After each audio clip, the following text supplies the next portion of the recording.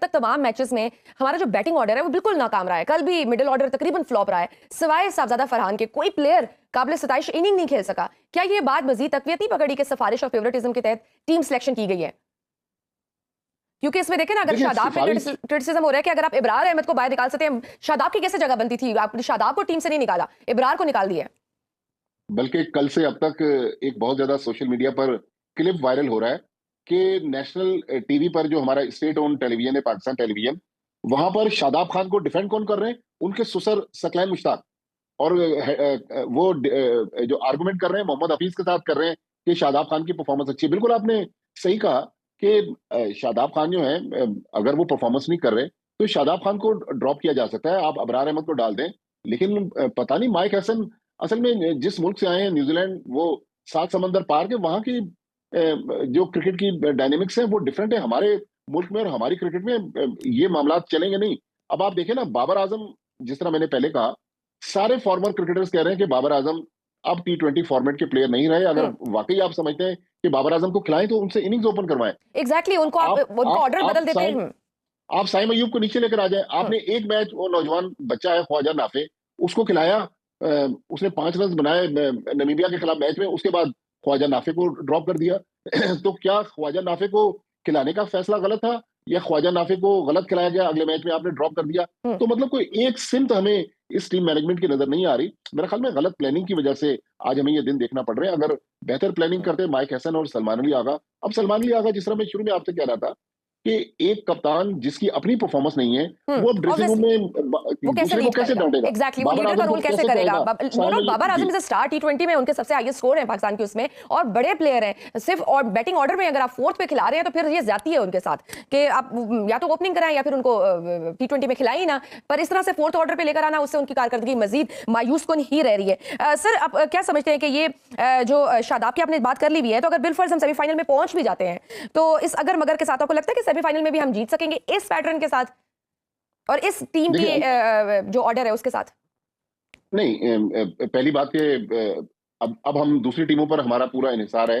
New Zealand की team दोनों match हार जाए, आज उसने श्रीलंका के खिलाफ खेलना है, फिर उसने इंग्लैंड के खिलाफ खेलना है, और हमने सैटरडे को श्रीलंका के खिलाफ खेलना है, वो मैच जीतना है। देखिए, चांसेस हैं, क्रिकेट में बाल दफा हो जाता है कि दूसरी टीमें हारती हैं, आप सेमीफाइनल में थ्रू कर जाएंगे। लेकिन अब मेरे ख्याल में हमें दोबारा गलतियां हम बार बार जो कर रहे हैं, उन गलतियों से सबक सीखें और बार बार एक जगह से ठोकर ना खाएं। अगर यही गलतियां दोहरा कर आगे जाएंगे, एरोगेंसी जो है ना, आप देखें, एरोगेंसी इंग्लिश टीम, वो इंडियन टीम में नजर आई हमें, तो इंडियन टीम मुंह के बल गिरी साउथ अफ्रीका के खिलाफ। पाकिस्तान क्रिकेट में भी हमें फैसलों में थोड़ा थोड़ा अना का मसला नजर आ रहा है। अगर हम अपनी जो अना को साइड पर रख लें, पाकिस्तान टीम के लिए बेहतर फैसले करें, तो मुझे उम्मीद है कि पाकिस्तान क्रिकेट टीम इतनी बुरी नहीं है जितनी परफॉर्मेंस हमें ऑन पेपर नजर आ रही है। बिल्कुल, और ये जो हमारे कोच है माइक हैसन, नो डाउट कि उनके इन डिसीजंस पे बहुत ज्यादा क्वेश्चंस उठ रहे हैं, और जो भी उनकी प्लानिंग थी उसमें हम देख रहे हैं कि काफी ज्यादा लूप होल्स थे। तो हम अपने प्लेयर्स को क्यों नहीं मौका देते, जो हमारे रिटायर्ड इतने लेजेंड्स हैं, कि वो कोचिंग करें, चाहे इसके कि हम बाहर से कोच बुलाएं। इवन वसीम अकरम साहब आप कल कह भी रहे थे कि आई वाज देयर, लेकिन किसी ने नहीं मुझे बुलाया कि आए आके मुझे कोई टिप्स दे दें। तो अगर कोई सीखना नहीं चाहता तो मैं खुद से क्यों जाऊं? वसीम अकरम ने तो ये कहा कि प्यासा कुएं के पास आता है, कुआं प्यासे के पास नहीं जाता।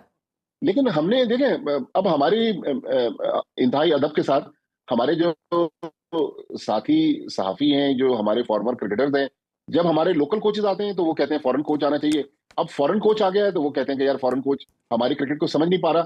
देखिए, कुछ अर्सा पहले तक माइक हैसन से पहले हमने आकिब जावेद को पाकिस्तान टीम का हेड कोच बनाया हुआ था। उससे पहले 2024 का जो वर्ल्ड कप जब हम अमेरिका से आ रहे, तो उस वक्त साउथ अफ्रीका के गैरी कर्स्टन थे, माजी में मिसबाउल हक भी कोच रहे हैं। तो मेरे ख्याल में आप फॉरेन कोच जरूर रखें, ये मेरी अपनी राय है। जिस तरह सरफराज अहमद जो फॉर्मर कैप्टन है, उनको हमने मेंटोर बनाया हुआ है। मेरे ख्याल में सरफराज अहमद को आप माइक हैसन के साथ एज ए असिस्टेंट कोच रखें, ताकि सरफराज अहमद इंटरनेशनल क्रिकेट में उनके साथ रहकर की कोचिंग कर रहे हैं कोचिंग, जी, अंडर-19 के मेंटोर हैं, तो बेसिकली कोचिंग ही कर रहे हैं। तो उनको चाहिए कि सरफराज को पाकिस्तान टीम में इनका असिस्टेंट रखा जाए, ताकि हमारे जो फॉर्मर प्लेयर्स हैं वो कोचिंग के लिए तैयार हों। मेरे ख्याल में हमारे प्लेयर भी अच्छे हैं, वो कोचिंग कर सकते हैं। अब देखें ना, वसीम अकरम जैसा आदमी जब ये बात कह रहा है, और नासिर हुसैन ने कल, इंग्लैंड के जो फॉर्मर कैप्टन है, कल टेलीविजन पर कहा कि मुझे समझ में नहीं आ रहा कि फखर जमान पाकिस्तान टीम से क्यों ड्रॉप हुए, और उनका ड्रॉप होना बनता नहीं है। तो इसका मतलब है कि कहीं ना कहीं तो खराबी पाकिस्तान क्रिकेट में और पाकिस्तान के इस क्रिकेट निजाम में है। इस खराबी को जब तक हम दूर नहीं करेंगे तो हमारी कौम तो वैसे ही स्ट्रेस में है। हर वक्त हम मुश्किल और बुरी खबरें हमें न्यूज चैनल्स के जरिए सुनने को मिलती हैं। तो अब क्रिकेट के मैदान से हम सोच रहे थे कि चले रमजान का महीना है, ईद से पहले लोगों को कोई अच्छी खबर मतलब मिल जाएगी। सर फिर लेकिन वही यहाँ भी हम मान अगर लीजिए, सर सपोज अगर हम निकाल भी दें अपनी परफॉर्मेंस पे बात करें तो हम बजाय तो इस टूर्नामेंट से हम निकल चुके हैं, अगर अपनी परफॉर्मेंस पे बात करें, और ये अगर मगर का जादू भी अगर नहीं चलता, आप क्या देख रहे हैं आगे फिर सलमान अली आगा साहब का फ्यूचर एज ए कैप्टन? आपको क्या लगता है कि वो बचा पाएंगे अपनी कैप्टनसी? क्या उन्हें रहना चाहिए, या फिर हमें अपनी गलतियों से सीखना है, या फिर हमने अपनी वही गलतियां दोबारा दोहराते रहना है और हर बार जो भी टूर्नामेंट आएगा इसी तरह हम डिबेट्स करते रहेंगे, डिस्कशन करते रहेंगे और मेरिट का उसी तरह कत्लेआम होता रहेगा? देखिए, आज हमारी क्रिकेट को ये दिन इसलिए देखना पड़ रहे हैं कि हमारे फैसलों में कंसिस्टेंसी नहीं है। कभी हम कोचेस चेंज कर देते हैं, कभी सिलेक्शन कमेटी चेंज कर देते हैं, कभी हम देखें कप्तान भी हमने ऊपर तले चेंज किए ना। कभी बाबर आजम कप्तानी कर रहे हैं, कभी शाहिन अफरीदी कर रहे हैं, फिर सलमान अली आगा कर रहे हैं। 2-3 बार बाबर आजम को हमने कप्तानी में कमबैक करवाया।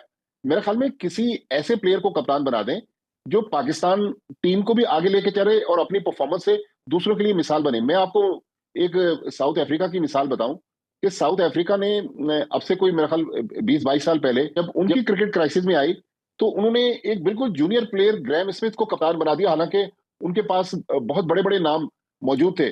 ग्रैम स्मिथ ने ना सिर्फ साउथ अफ्रीकन क्रिकेट टीम को खड़ा किया, बल्कि अपनी परफॉर्मेंस से दूसरों के लिए मिसाल बन गए। और फिर साउथ अफ्रीका की जो क्रिकेट टीम ग्रैम स्मिथ ने खड़ी की थी, आज आप देखें थोड़ा सा उस टीम में हमें बदलाव नजर आया है, लेकिन उनकी क्रिकेट बहुत ऊपर जा रही है।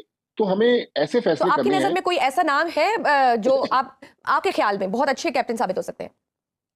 देखें, बज़ाहिर तो अब लॉट में जो पाकिस्तान के ये 15 खिलाड़ी जो इस वक्त गए हुए हैं, मुझे तो शाहीन शाह अफरीदी एक ऐसे प्लेयर नजर आते हैं जो पाकिस्तान की बेहतर कप्तानी कर सकते हैं। उन्होंने लाहौर कलंदर्स को पीएसएल के 3 एडिशन जितवा के दिए। पाकिस्तान के भी वनडे कप्तान है। देखें, टेस्ट मैच में तो हमने शान मसूद को कप्तान बनाया हुआ है, वनडे में हमारे पास शाहीन शाह अफरीदी हैं। अब मसला T20 फॉर्मेट का है, जो सबसे पॉपुलर फॉर्मेट है दुनिया में। मेरे ख्याल में या तो शाहीन शाह अफरीदी को बनाया जाए, या फिर अगर पाकिस्तान क्रिकेट बोर्ड का जो थिंक टैंक है वो समझता है कि कोई और बेहतर कप्तान है, तो उनको बना लिया जाए। जाहिर है जो लोग 40-40, 50-50 लाख रुपए ले रहे हैं, थोड़ा वो भी तो दिमाग इस्तेमाल करें। अब हम और आप अगर बैठकर किसी नाम पर चलिए साहब, तो इसलिए कहते हैं इत्तेफाक कि भी अगर वो करते हैं। खुद इस्तेमाल नहीं करे तो हमें कुछ बता दें, यही सुन ले, वो भी सुनने को तैयार नहीं है। बहुत शुक्रिया।